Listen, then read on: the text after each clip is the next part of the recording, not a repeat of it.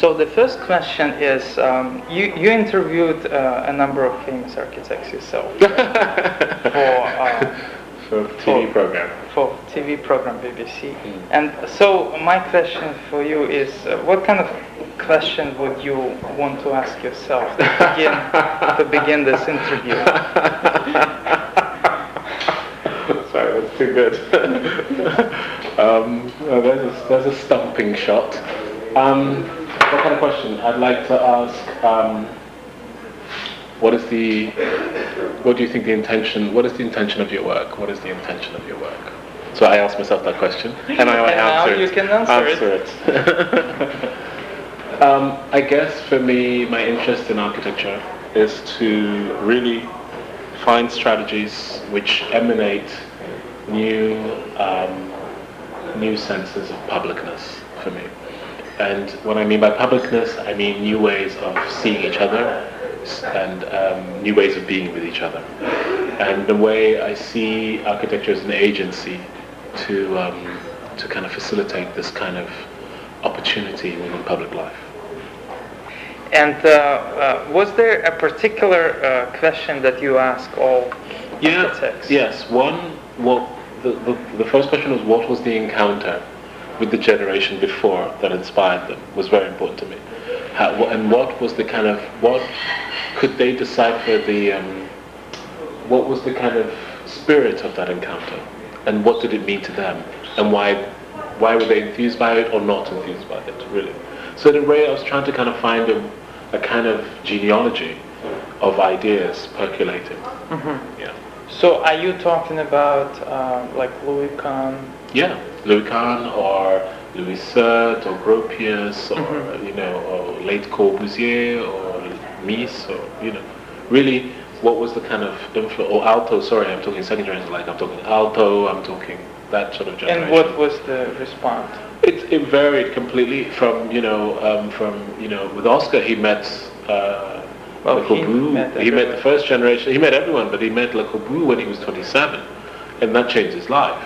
So for someone like Oscar, it was about radical conversion. I call it that sort of Peter on the way to, it's very biblical, Oscar's conversion from where he was to modernism. And with others, it was with Charles Correa. Charles Correa talked about kind of Kahn and just this idea of this late modernism being a profound direction trajectory from a sort of lost hope of kind of modernism not kind of fulfilling or living up to the kind of ideals that it set out, and people like Kahn and Alto being kind of hopes, new directions and new trajectories. And in a way we sort of know that, but it's kind of interesting to hear it from the sort of horse's mouth, as it were, because in a way for me, I was kind of interested in the emotional connection to that. I mean, all of them talk about it now in a way that absolutely is profound to the way they view the world. Absolutely profound.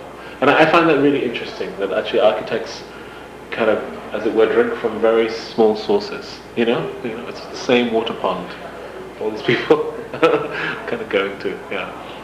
Tell me about your other television program, Building Africa. Yeah. Architecture of a continent, and how much what you know about Africa affects your architecture? I mean, I can't tell you how much of what I know affects my architecture. I have no idea. I mean, I don't calibrate it in any way, but all I know is that I'm extremely interested in, when I did that program, I discovered things about Africa that I knew that a lot of people didn't know. So I was very interested in just talking about the architectural heritage of Africa. Africa, unfortunately, has this kind of sad problem of being a story of a colonial past, the last 200 years. And then before that, there's tabula rasa. It was really a jungle, and it was not. It had a very rich history, right through to the Middle Ages. In fact, in the Middle Ages, it was one of the most sophisticated places. With Timbuktu and all these places, and it had a kind of a powerful architectural trajectory. And I, for one, personally wanted to claim that back as a kind of knowledge base. And then in a way, I realized when I spoke to people, they had no idea, to actually start to then kind of use the public system as a way to kind of, I really basically, the reason I did a television program is I wanted to act as a public citizen to kind of disseminate a piece of information which I felt was grossly misrepresented. So in a way, it was about two things. It was about an edification of public, and two, an edification of myself, really. To sort of actually physically go to all those places, because I'd been to half of them, but I hadn't been to all of them. So in a way, the program was also a journey about me encountering these artifacts, or the fragments of these artifacts that I knew about. And all the places that you've been there, like before this program, what was the intention? Was it just pure? For me personally, I'm extremely apart from the fact that I have deepest respect for the modern movement, and it's completely part of the trajectory, a sort of technological trajectory that I think is incredibly important in any understanding of architecture. I'm also very interested in the history of the immediate sort of 1,000 years and beyond. So I'm sort of interested in I'm just fascinated by how cultural conditions and cultural manifestations manifest architecture, and what those meanings of architecture are. So I explore that as a personal research base. You have 3 active practices in London, New York, and Berlin. How big are these offices, and how do you operate? And what kind of projects are you working on right now? The offices, I am not a corporate office, so when you hear about me with my different offices, this is not about corporate expansion, this is not about capacity or anything like that. These are, for me, I'm trying to kind of manage for me, what I think is a kind of new way of practicing architecture as a studio, which is, traditionally the model has always been, you're either in the hills of Switzerland or you're in the coast of Portugal, you just do your thing, and it's a beautiful practice, and you're dead, and then everybody discovers. I think that sort of slightly privileging thing is not really a model, or it's not a model that's kind of the common model anymore. And I think that actually, as an architect in the kind of arena that we live in, and the kind of world that we live in, you actually act as an architect, a planetary architect. I think this idea of a planetary architect is actually very much the way things are going. So in a way, and also we work, architects work in a way by tracking economies. We track economies, and because the economies are where the patrons are, and the patrons provide us with opportunity to make work. So in a way, what I've realized is that I need to be strategically able to react and work in different continental sort of zones. So I'm very interested in the idea of actually making what I call my studios, in a way, my concentrated teams in specific continents. So, for instance, instead of me spending a ridiculous amount of time, almost every week or every sort of twice a week going to America, my director is there, and I'm going every 2 weeks or every month, rather than, because suddenly we had a lot of work there. Or going to Russia, we haven't set up in Russia. Luckily, we had a really great architect. The Berlin office was doing a lot of work, etc. So it's just a way of managing a planetary practice, which is still studio. So they're very small teams, but they're just in different places. But you are the one who is setting up and develops. I'm the design. All of the projects. I'm the design figure for Adjaye Studios. But I guess you delegated as well. Yes.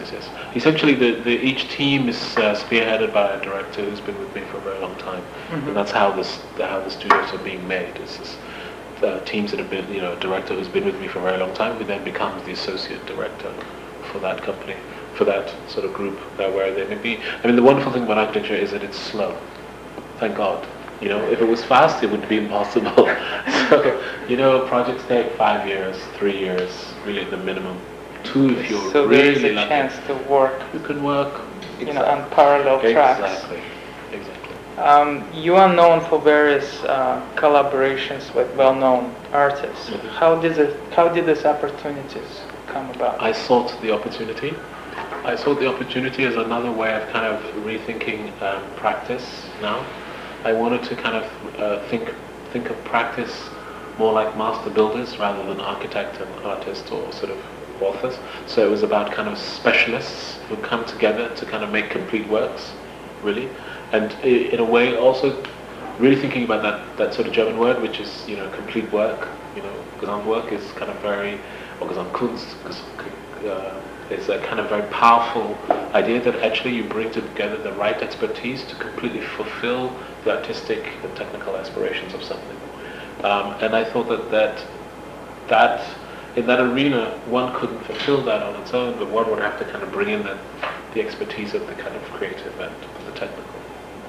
But how did it start? How did it start? I from a very early stage of from the beginning of my studies, slightly rejected architecture schools. I was kind of deeply suspicious of architecture schools. I was kind of being educated in the 80s in an age of heavy theory, and I craved practical. I craved what I call a theoretical practice. I wanted to learn through building and to kind of experiment through building. I didn't want to experiment through thinking alone, away from the practice of architecture. I don't deny the kind of, the need of both. For me, theory is incredibly important to the practice of architecture, but for me, critical theory resides in the making and the understanding and the kind of reflecting and then the remaking, not in the kind of completely hypothesized position. So that's just my version of theory. So it's not against theory, but it's a different kind of practice of theory. So I, in my observations, saw that I felt that artists at that time were making more than architects. Architects were pontificating about the meaning of the universe but couldn't do anything. And artists like Judd and Wilson, all these characters were building everywhere. They were building environments, building installations, which were practically architecture. They called it installation, but it was architectures. And I was like, how is it that artists are able to kind of confidently project the time they're in, whereas architects are completely conflated between deconstruction, postmodernism, the back, the forth. I was like, this is ridiculous. So for me, the trajectory was, I'm following those who are making theoretical, constructed practices. So for me, artists were the natural people to follow in terms of understanding where to move. So how did you actually I went to art school. Oh, you went to art school. I went to art school, and then I went to the Royal College of Art. And I was like, okay, I'm going to meet artists. Very simple. So most of the people who became your collaborators and friends and clients eventually, they were, at that time, were they students. Or yes. Professors there, or students? Yeah. So it's my generation. It's your generation who... I grew up with my generation who became my collaborators and my co-peers. So you became kind of one of them. And okay. I bonded with them. And when have architecture and art first attracted your interest? I didn't even know what architecture and art was until my late teens. I was completely sort of, it sort of happened, I think, for me, my art school teacher actually pointed out to me that I was pretty good at This was in high school? High school, yeah. And that's kind of when I started to think about it even more. Up to then, I was convinced I wanted to be a chemist. I'm very good at science, but my brother is even better. So I was always competing with my brother, but my brother's now a scientist, a very good one, and I became an architect.